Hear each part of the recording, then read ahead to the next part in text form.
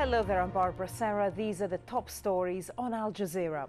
The US and Russia have agreed to work towards cutting their nuclear warheads to as few as 1,500 each, under an agreement signed by Barack Obama on his first trip to Russia as American president.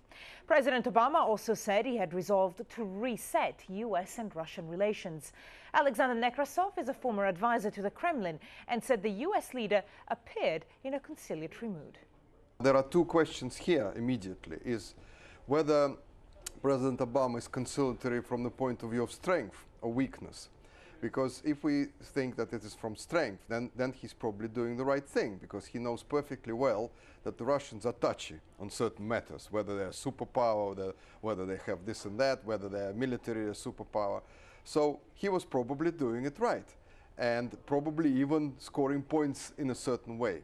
But if we think from another point of view, that he was doing it from a point of view of weakness, meaning that he still has to talk about the money side of things with Putin tomorrow, then the Russians might get a different wrong signal.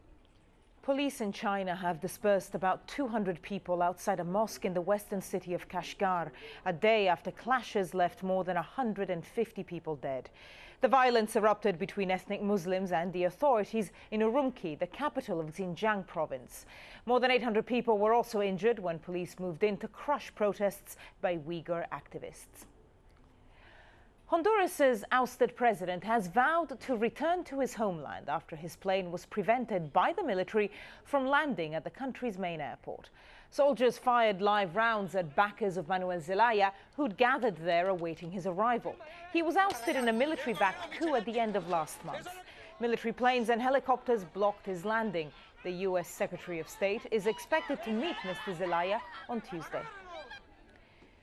The body of an Egyptian woman who was stabbed to death in a German courtroom has been returned to her homeland. Marwa Sherbini was attacked by a man she was about to testify against. Hundreds gathered for the funeral of the 32-year-old in Alexandria. Her family and friends claim that Germany's lack of outrage at the brutal incident is evidence of racism. Well, don't forget that you can watch Al Jazeera online. Our address, aljazeera.net/English. Well, these are the headlines on Al Jazeera. I'm Barbara Serra. That's all from me. Bye-bye.